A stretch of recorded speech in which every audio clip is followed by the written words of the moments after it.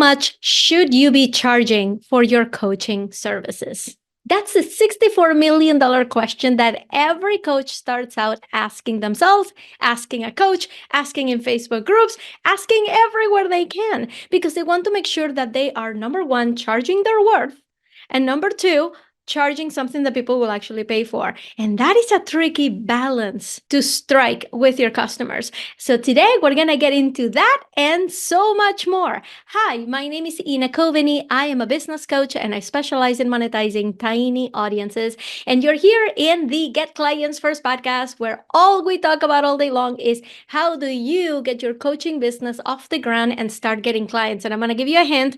You start by getting clients first, not by growing your audience, not by getting a freebie and the subscription to the most expensive CMS platform out there.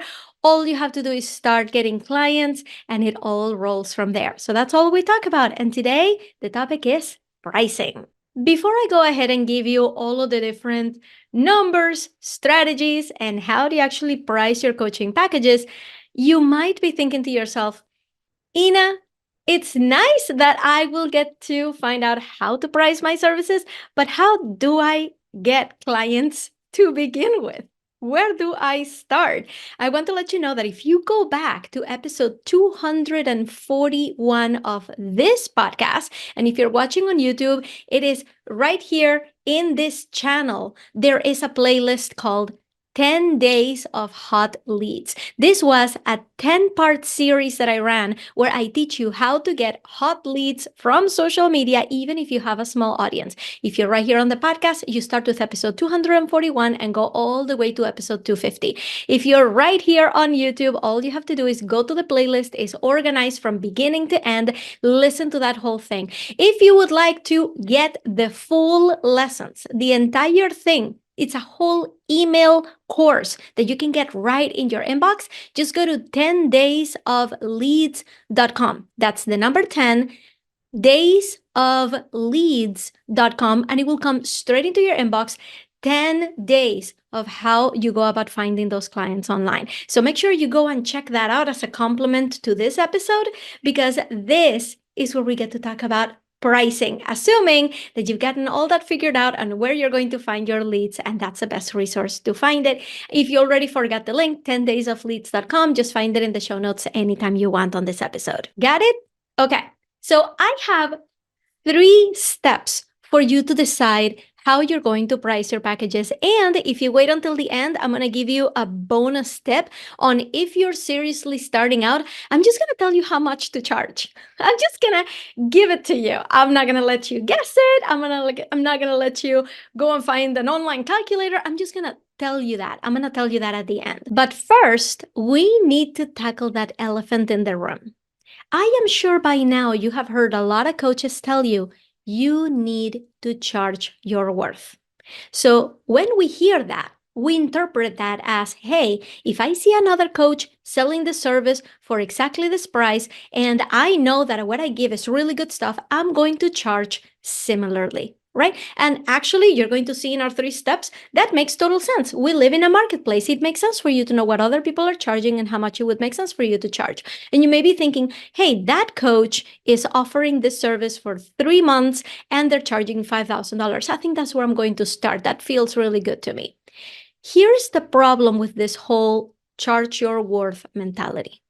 That coach who has been selling their coaching packages for $5,000 for 3 months, it's very likely they didn't start yesterday. It's very likely that they have spent years building their authority, building their credibility, building that trust with their audience, to the point that all they have to do is send out an email to their audience and say, hey, I have one spot available to work with me one-on-one for 3 months and it's $5,000, and that person is going to get 20 applications. That right there, you can see that the price is matching the perceived value of that offer. But if you don't have the authority, the trust, that back and forth with your audience where they know that they're going to get that kind of value out of you, you may send out an email and get crickets. And if that has been your experience, there's a good reason for that. Stay with me for this, because I really think it's important for us to get on the same page on this. If you started today with a brand new coaching package and you said, I am going to start and I'm going to build it on the fly, okay, which is actually how I recommend that you do this. You should be listening to the needs of your customer and preparing, okay, how am I going to help them so that by the end of the 3 months, they are shouting from the rooftops that working with me is the right thing to do, right?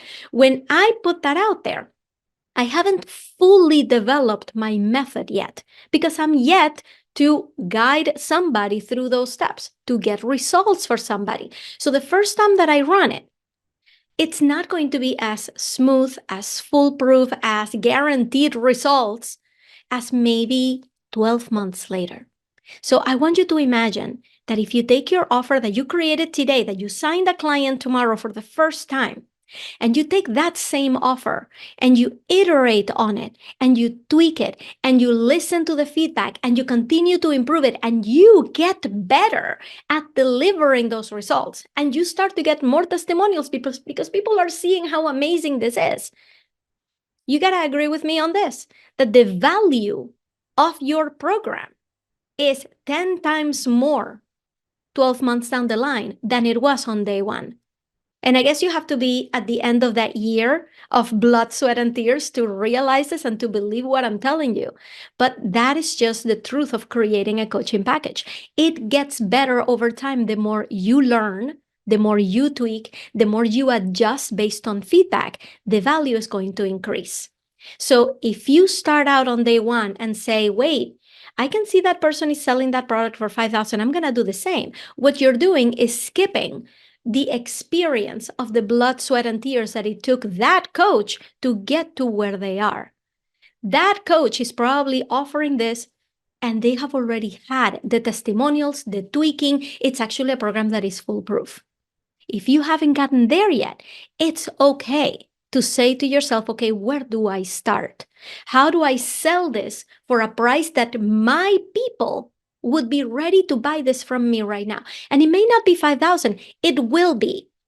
Once it goes through its iterations, once you tweak it, once it gets better, once you are so proud of all of the blood, sweat, and tears that it took to build this program, you will see yourself that the value increases as you iterate on the program. You will see that yourself. So, and I know that this is really hard to hear because when we're starting on day one, we don't want anybody to tell us, wait, but your value is less than you think. Nobody wants to hear that. But this is a marketplace. And you will see yourself after you have spent an entire year improving a program, you will say out loud to anybody who will hear, Ina was right. The value of my program on day one was less than the value of the program that it is now after all the tweaks, improvements, and testimonials that we have received, because we can guarantee the results now because we know it for sure. So I want you to know that this is not a negative thing. This is just you being a savvy business owner in the coaching marketplace to understand that the value of your program right now on step one is equal to whatever your audience is willing to pay for it. And sometimes they're willing to pay very little money for it. Hold that thought. It doesn't mean that's what we're going to sell it for. My 3 steps are going to take care of that really fast. But I want you to understand that piece. I want you to forget about this. I'm going to charge my worth right out of the gate. Forget about that. It's not about your worth. It's about the value of the program. The value of the program does not equal your worth as a human, as an individual, as a business owner, as somebody who has overcome adversity and deserves to be here. They're different things. Perceived value of your program is what people are willing to pay for it. And it has nothing to do with your self-identity. You are still, mama, worth $5,000, $10,000, $100,000 to work for.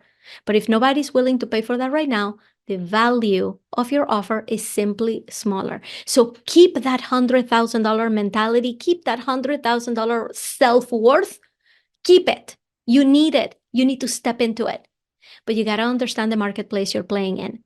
And the value is going to increase over time. I promise you that. So right now, we need to realize that if you want to get clients right now with this offer, you got to know what people are willing to pay for it. And that's where you start. And then you increase it from there. I promise you, you follow that way, you will be getting clients left and right in a year. Okay? We're here for the long haul. We're not here for the short-term gains. Let go of the ego. Let go of what you think things should be or how much you should be pricing. And let's really find out what people are willing to buy. And on that note, let's get started. I have 3 simple steps for you to figure out how to price your coaching package right now. Steps 1 and 2 are related to the ecosystem that your offer exists in. So it does require you to have some awareness of what other coaches are doing, what other coaches are charging, how they are elevating their authority, how they are building trust with their audience. Step 1, are you Gucci or Walmart? I'm going to tell you the difference between both of them because they're both extremely successful brands, extremely successful businesses. There is nothing wrong with being the Walmart. There is nothing wrong with being the Gucci. They both make a lot of money. But you got to know where your audience is and which of those stores they would walk into. If you decide that you're a Walmart, then that means that your audience is people who are starting out, people who are still very early in the journey, in the customer journey of your ideal client. They've just started dipping their toes in this. They're just testing the waters. So it may be that you are the person who's going to lead them to that next level. And you're not going to do it for $5,000. They're not ready to invest that much yet. They're still dipping their toes. So maybe you are the inexpensive option. You are the one that is going to get them to pay something in order to elevate in the customer journey, in order to step into the next step of the customer journey. Nothing wrong with that. So many people out there are making tons of money with low-level memberships. If you are a Gucci, then you are the person charging the $10,000, the $15,000, the $20,000, but it's gotta be not to people who are starting out, but people who are looking for a solution right now to their problem. People who have already invested probably thousands of dollars and their problem is still not solved. You would be the answer to their prayers. So if you are the Gucci, that's where you are. Has nothing to do with the pricing necessarily, has more to do with the kind of audience that you're going to be attracting. So where do you want to be? I know it's really tempting to say, well, I want to be Gucci because they're making more money. Not necessarily true. It's very possible that if you get really good at growing your audience, your $57 membership is going to skyrocket. It's going to get you money passively without you having to do much work, right? While the Gucci may be more project-based, maybe spending a lot of time with a client at a time. And they are making $20,000, $25,000, but they're working a lot harder. So it's just 2 completely different scenarios. So before you get started with your coaching program, remember, who is going to be your audience? Is it people who have already invested and they want the next level? Or is it people who are starting out and they're going to be looking for something a little cheaper? They're both very successful strategies. You just gotta pick the one that fits best with you. Step 2, what are other coaches charging for a similar product? Now, hear me out. This is not about comparing your coaching package to someone else's. The truth is that in coaching, every coaching program is unique because they're very much based on your personality, your values, your experience, your philosophies. So we're not comparing apples to apples. We're not all selling water bottles here. Buying that one is not the same thing as buying this one. So people are not really comparing based on what's inside. The only thing that really differentiates them is their price points. So if you already decided if you're a Walmart or a Gucci, you know what the price sensitivity is of your audience. And you want to know, you want to be educated on what other options at that pricing point they have out there. Now, that doesn't mean that you're going to charge the same thing as other people. All this says is that you're going to be aware of the options that your people have when they make a choice. And who knows, it might actually inform how you decide to do your pricing. So what have we got so far? Have you decided if you're going to be Gucci or Walmart? Are you going to be a high ticket item or a lower ticket item? And secondly, you have become aware of what other options your ideal client has out there in the marketplace, and you've educated yourself on what the price points are. And this is going to help you and educate you so that you can make the best decision for you. Step 3 is picking a number you're confident in. Here's the deal. You may have reviewed whether you're Gucci or Walmart. You may have reviewed what the price points are. And if the final price point that you decide based on that feedback is $3,000, but you have never sold anything for $3,000 before, this is what your sales pitch is going to sound like. Are you ready? I'm going to go into a little bit of role playing here. Okay, begin the scene, action. Hi, so finally, the price of my program is $3,000. But don't worry, I know that price is a little bit high. I know that things can be a little bit tight. So I have a great payment plan for you. And if that payment plan for you doesn't work, then we can work it out. Just tell me what is it that you need, and I'm sure we can make something work. End scene. That's what it sounds like when you're not confident on the price. And guess what? People have a sixth sense. They can smell that you are not confident on the price, that you think they're going to say no about that price. So let's try this one more time. Let's say that after you did your research, $3,000 is actually the bare minimum you're willing to charge, because anything below that point, it's not worth it to you. It's not going to feel good to the client, and it's not going to attract the right person. So once you've made that decision, you know that you would not go any lower than $3,000, and you're going to sell it like this is going to be the best decision they're ever going to make, and this is going to be the best program they ever joined for the lowest price, crazy low price that they've ever paid. And this is what that sale sounds like. Ready? Action. Finally, the price of the program is $3,000. Are you ready to get started? I can send you a checkout link right now. End scene. When you say it with confidence, the other person perceives it as the absolute next step to take. When you're not confident in it, the other person will think, oh, let me think about it. Doesn't sound like this is the right next step. And I need to figure out the money, because you just gave me vibes that maybe I don't have the money, and you might be right. I need to check my balance checkbook first. Balance checkbook, who says that? That's my point. You need to be confident in that number. So even after you do all the research, if you're not confident on this number, it's not going to sell well, because your energy is not going to match the excitement that it needs to match. So that's my 3-step process for you to figure out what is it that you're going to be charging for this program. Now, if after those 3 points, you do your research, you figure out if you're going to be high ticket or low ticket, you pick a price that you're confident in, you're still like, okay, thanks for nothing, Ina, because I still have no idea what I want to charge for this.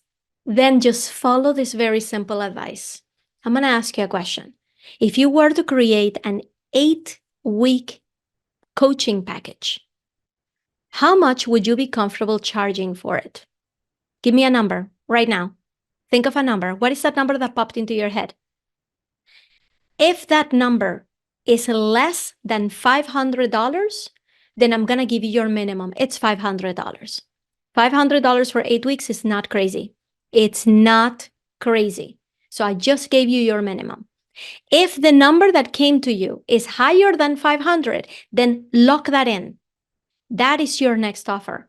8 weeks for that price. Why do I say 8 weeks? Because for that low price, which is going to increase, this is based on what we were talking about way in the beginning, the value of your offer is going to increase over time. So the first time you're offering it is going to be the lowest price that you're ever going to charge. And you don't want to be stuck with that price for 6 months or for a year.